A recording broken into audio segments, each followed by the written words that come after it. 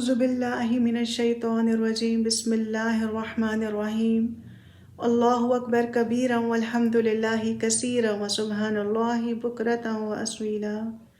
سبحان الله وبحمده سبحان الله العظيم الصلاة والسلام على رسول الله وعلى آله وأصحابه أجمعين آمین۔ السلام علیکم سامعین اور ناظرین، جیسا کہ آپ جانتے ہیں کہ پچھلے لیسن میں ہم نے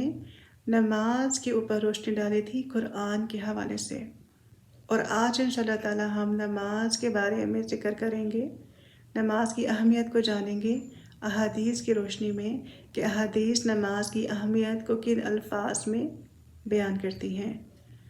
صحیح بخاری کی حدیث ہے کہ آپ صلی اللہ علیہ وسلم نے ارشاد فرمایا کہ جب بھی کوئی مسلمان نماز کے لیے کھڑا ہوتا ہے تو اس کے گناہ اس کے سر اور کندھوں پر رکھ دیے جاتے ہیں، ڈال دیے جاتے ہیں، اور جیسے ہی نماز میں وہ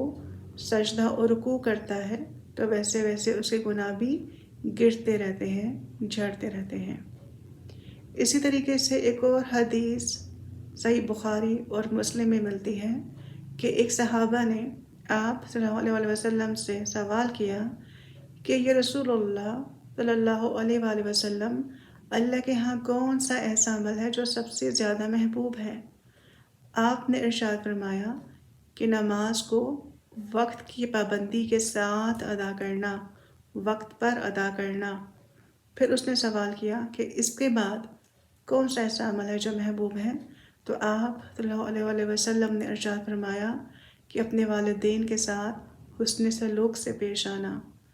پھر تیسری مرتبہ اس نے پوچھا کہ اس کے بعد کون سا عمل محبوب ہے؟ تو آپ صلی اللہ علیہ وآلہ وسلم نے ارشاد فرمایا کہ اللہ کے راستے میں جہاد کرنا، اللہ کے دین کی سربلندی کے لیے جدوجہد کرنا، کوشش کرنا۔ تو ان حدیث سے ہمیں اہمیت کا اندازہ ہوتا ہے کہ نماز کتنا اہم دین کا ستون ہے، اسلام کا ستون ہے، ایک پلر ہے۔ جب ہم اللہ تعالیٰ کے اوپر ایمان لے آتے ہیں، اس کی توحید کو قبول کر لیتے ہیں، تو اس کے بعد ہم اس کا اقرار، اس کا عمل کی صورت میں ڈھال کر کرتے ہیں کہ ہم نماز میں اللہ کے آگے جھک گئے، ہم نے اس کی اطاعت کر لی، ہم نے اس کا حکم بجا لے آیا۔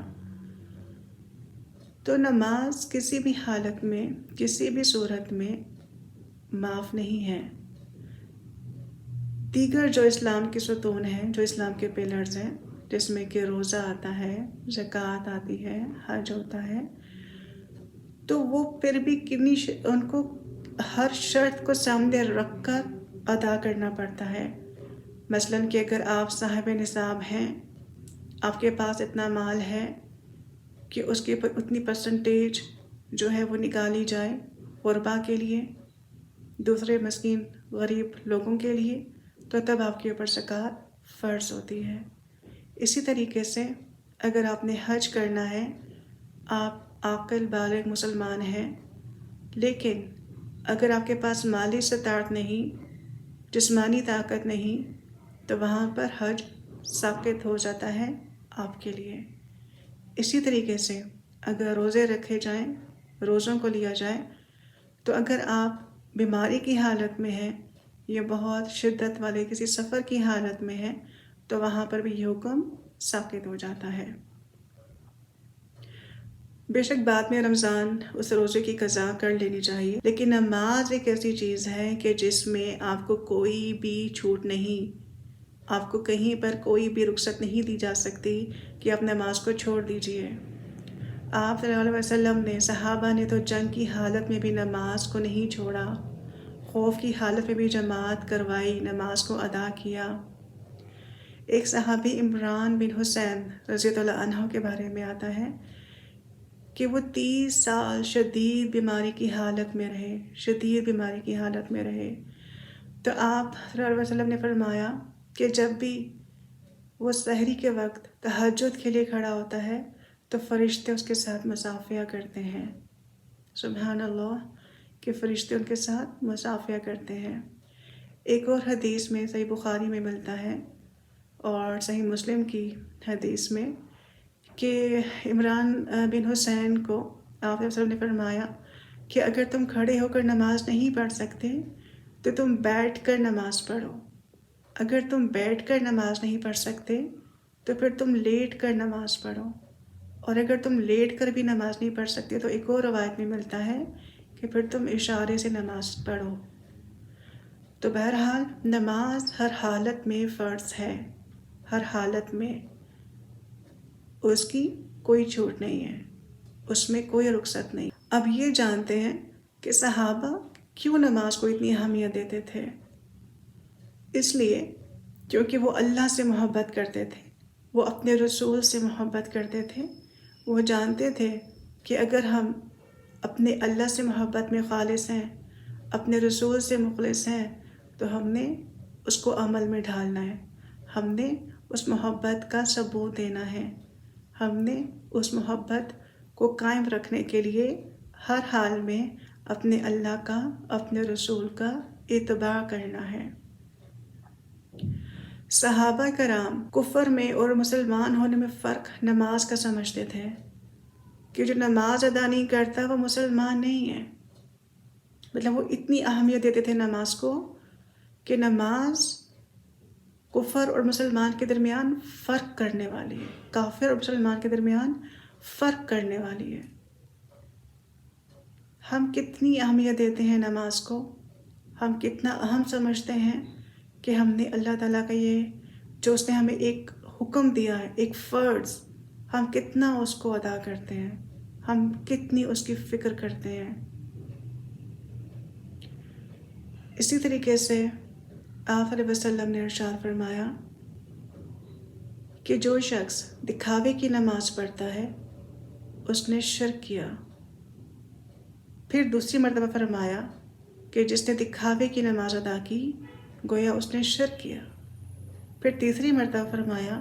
کہ جس نے دکھاوے کا صدقہ خیرات کیا اس نے بھی شرک کیا۔ مطلب ایک تو یہ کہ نماز سرے سے ادا ہی نہ کرنا، اور اگر کبھی نماز پڑھنا بھی تو یہ عنصر بھی کبھی کبھی غالب آ جاتا ہے کہ دوسروں کو دکھانے کے لیے اپنی نماز کو طویل کر دیا جاتا ہے، اس میں ایک ٹھہراؤ لانے کی کوشش کی جاتی ہے، اور جب کہ وہی نماز ہم اکیلے میں پڑھیں، کسی کے سامنے ادا نہ کرنی ہو تو تب جائزہ لینا چاہیے کہ ہماری نمازوں کا حال کیا ہوتا ہے۔ اپنی نمازوں کی فکر کریں، اپنی نمازوں کو بہترین طریقے سے وقت کی پابندی کے ساتھ ادا کرنے کی کوشش کریں کہ بہرحال جب ہم اللہ تعالیٰ کے پاس جائیں گے تو سب سے پہلا سوال ہم سے نماز کے بارے میں ہی پوچھا جائے گا۔ سورہ حشر کی آیت میں آتا ہے کہ جب اہل جنت اہل جہنم سے پوچھیں گے کہ کون سی ایسی چیز ہے جو تمہیں یہاں دوزخ تک لے آئی ہے، جہنم تک لے آئی ہے، تو وہ کہیں گے کہ ہم جب زندہ تھے، دنیا میں تھے، تو ہم نماز نہیں پڑھا کرتے تھے، ہم نماز نہیں پڑھتے تھے، اسی لیے ہم یہاں دوزخ میں لے آئے گئے ہیں۔ احادیث کی روشنی میں حوالہ دوں گی نمازوں کی اہمیت کے اوپر کہ حدیث میں ملتا ہے کہ اگر لوگوں کو فجر کی نماز اور عشاء کی نماز کے بارے میں، اس کی اہمیت کے بارے میں اندازہ ہو جائے تو لوگ گھٹنوں کے بل گھسیٹتے ہوئے مسجد میں آئیں اور نماز ادا کریں، نماز ادا کریں۔ ایک اور حدیث میں روایت ملتی ہے کہ آپ صلی اللہ علیہ وآلہ وسلم نے ارشاد فرمایا کہ منافقین کے اوپر فجر اور عشاء کی نماز بہت بھاری گزرتی ہے۔ کہیں ہمارے اوپر تو گرا نہیں گزرتا؟ کیا ہمیں مشکل پیش تو نہیں آتی کہ جب فجر کے لیے صبح اٹھنا پڑتا ہے، چاہے سردی ہے چاہے گرمی ہے، کیا ہم نماز میں سستی تو نہیں کرتے؟ کیا ہم نماز کو قضا تو نہیں کرتے، یا اس کو جان بوجھ کے چھوڑ تو نہیں دیتے اور ادا ہی نہیں کرتے؟ ایسے ہی عشاء کے بارے میں سوچیں، کیا عشاء میں سستی، کہالی، تھکاوٹ، نیند تو غالب نہیں آ جاتی، آرام غالب تو نہیں آ جاتا؟ کہ ہم عشاء کی نماز کو بھی تو فراموش نہیں کر دیتے؟ اسی طریقے سے عصر کی نماز کے بارے میں حدیث ملتی ہے کہ آپ صلی اللہ علیہ وسلم نے ارشاد فرمایا کہ جس شخص کی عصر کی نماز جاتی رہی، جس کی عصر کی نماز فوت ہو گئی، گویا اس نے اپنے اہل و عیال کو آگ میں ڈال دیا، اس کا گھر بار، اس کا مال جل گیا۔ ایک حدیث کی روایت پہ ملتا ہے ظہر کی اہمیت کے حوالے سے کہ آپ صلی اللہ علیہ وسلم نے ارشاد فرمایا کہ جو شخص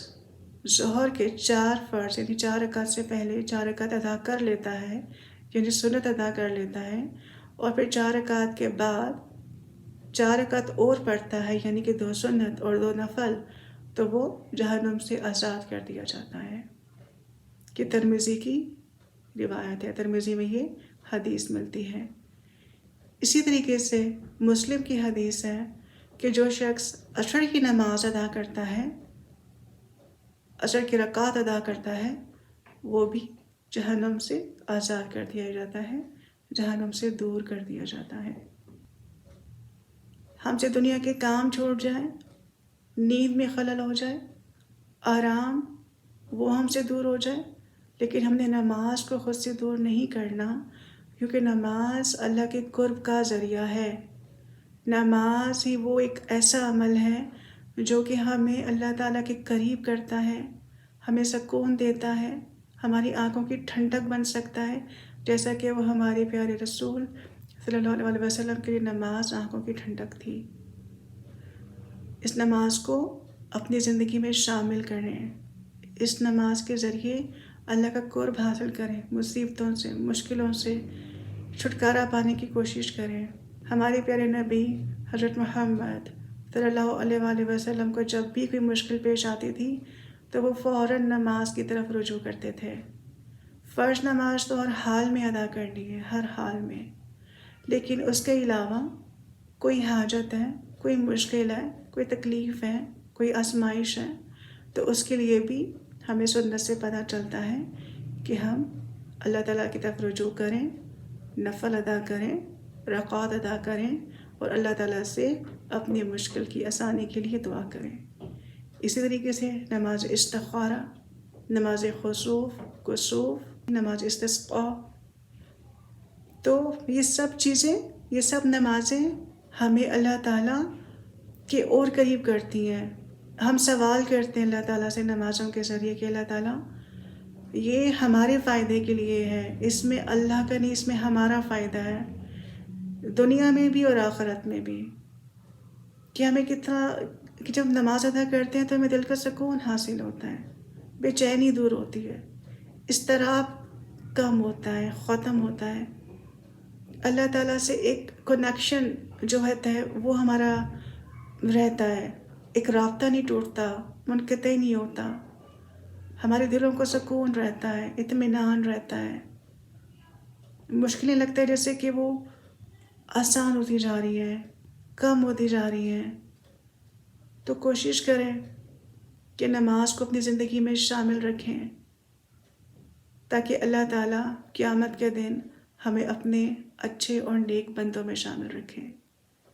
دعا ہے کہ اللہ تعالیٰ ہم سب کا حامی و ناصر ہو، آمین۔ جزاکم اللہ خیرا۔ السلام علیکم ورحمۃ اللہ وبرکاتہ۔